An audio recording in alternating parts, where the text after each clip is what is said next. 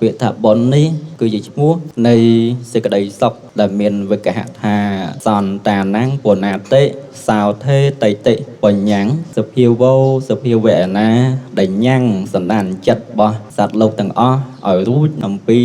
អកុសលលមូលទាំងឡាយមានលោភៈទោសៈនិងមោហៈជាដើមសភាវៈនោះឯងលោកឲ្យឈ្មោះថាបុណ្យហើយបុណ្យនឹងបានផលឬបានវិបាកមកវិញគឺសេចក្តីសុខហើយអញ្ចឹងបានយើងតែងតែចំណាំថាខ្ញុំមានបុណ្យណាស់បានជួបអ្នកនេះជួបអ្នកនោះជួបប្តីទៅក៏ប្តីប្រកបទៅដោយកន្លងធោកូនហ្នឹងក៏ស្រួលបដាវណាបើមិនហត់ថាពីឆ្វេងទៅស្ដាំទេហើយញាតិមិត្តសន្តានចិត្តអ្នកខាងហ្នឹងក៏ស្រួលនិយាយគ្នានេះគឺជាផលបុណ្យឬក៏លោកឲ្យឈ្មោះថាវិបាករបស់បុណ្យព្រោះបុណ្យនេះវាជា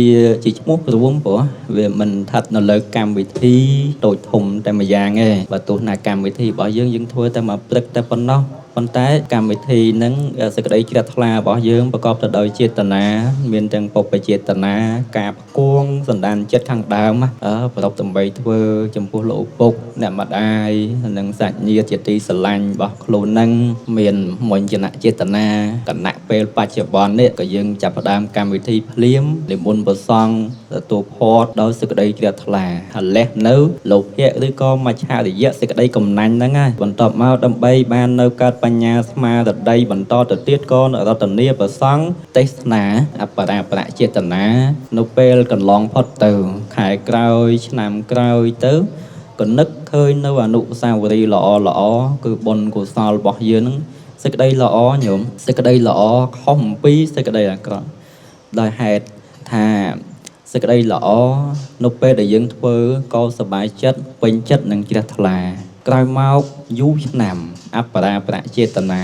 យើងនឹករលឹកឃើញនៅអនុស្សាវរីយ៍គឺបុណ្យកុសលទាំងអស់នោះទៀតក៏ពេញចិត្តកើតសេចក្តីជ្រះថ្លាផ្ទុយទៅវិញអំពើបាបកាលណាបើធ្វើហើយតែងតែនឹកហើយក្តៅក្រហាយនេះគឺជាសភាវៈពីរដែលផ្ទុយគ្នាណាបងលោកឲ្យឈ្មោះថាបុណ្យកុសលបុណ្យកុសលហ្នឹងវាមានហេតុដោយកើតបុណ្យបញ្ញហេតុបញ្ញកិរិយាបញ្ញវិបាកបញ្ញហេតុគឺលោកសំដៅដល់សន្តានចិត្តវាអត់មានអីធំជាងចិត្តរបស់យើងទេទ្វាមាន3កាយទ្វានិងវិជ័យទ្វាហើយនិងមโนទ្វាកាយទ្វាហ្នឹងគឺអំពើបុណ្យឬអំពើបាបហ្នឹងទៅតាមផ្លូវកាយវិជ័យទ្វាអំពើបាបឬក៏អំពើបុណ្យហ្នឹងទៅតាម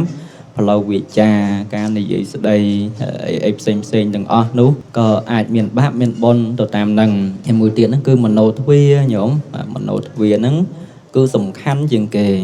សម្រាប់បញ្ជាកាយនិងវាចាហ្នឹងឲ្យធ្វើបុណ្យឬក៏ធ្វើបាបបើចិត្តរបស់យើងនឹងគិតល្អក៏បញ្ជាកាយវាចាហ្នឹងឲ្យធ្វើល្អទៅតាមហ្នឹងដែរ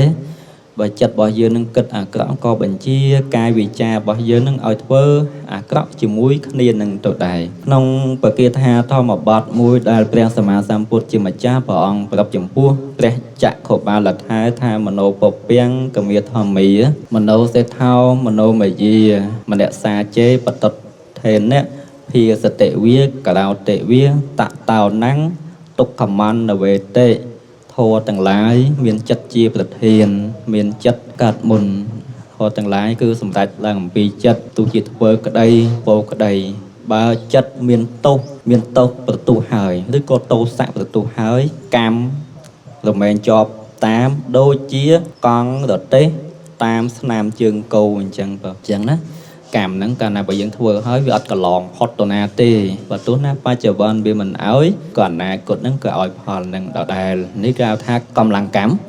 ណដ្ឋិកម្មੰសមੰបលាំងកម្លាំងអ្វីស្មើទៅដោយកម្លាំងកម្មហ្នឹងអត់មានទេនេះគឺជាកន្លែងដែលធ្វើបាបក៏វាឲ្យផលដូចជាកង់រទេះតាមស្នាមជើងគោដូច្នោះឯងមួយវិញទៀតក៏លោកពោលយ៉ាងហ្នឹងដែរថាមโนពពាំងកមាធម្មាមโนសេដ្ឋោមโนមយាមនសាជេបសន្នេនៈភាសតិវាករោតិវាតតោណੰសុខមន្តវេតិឆាយាវៈអនុបាយិនីដូចគ្នាអញ្ចឹងថាធម៌ទាំងឡាយមានចិត្តជាប្រធានធម៌ទាំងឡាយសម្រេចឡើងអំពីចិត្តធម៌ទាំងឡាយមានចិត្តជាធំអ្នកទាំងឡាយពោក្តីធ្វើក្តីកាលណាបើចិត្តជ្រះថ្លាហើយរមែងឲ្យផលនឹងដូចជាសមោលអន្តោតាមប្រាណអញ្ចឹងណាបងនេះគឺចំណែកនៃបុណ្យសេចក្តីឧទាហរណ៍របស់ព្រះសម្មាសម្ពុទ្ធជាម្ចាស់ លុបលើកមកយ៉ាងហ្នឹងបើបាបគឺឧបមាបីដូចជាកង់រទេះតាមស្នាមជើងគោបើបុណ្យគឺឧបមាបីដូចជាសមោលទោលតាមប្រាណក៏អត់កន្លងបងទៅណាទេខ្ញុំធ្វើបុណ្យហើយក៏បើទោះណាមិនចង់បានផលបុណ្យហ្នឹងឲ្យដូចយើងធ្វើបុណ្យហើយយើងអត់ចង់បានទេអត់ចង់បានផលទេបានអត់បានណាចុះបាបវិញយើងធ្វើឲ្យតែយើងអត់ចង់បានទុកទោសទេបានទេហ្នឹងបានដូចគ្នានេះគឺជាថាច្បាប់កម្មផលឬក៏ច្បាប់របស់ធម្មជាតិ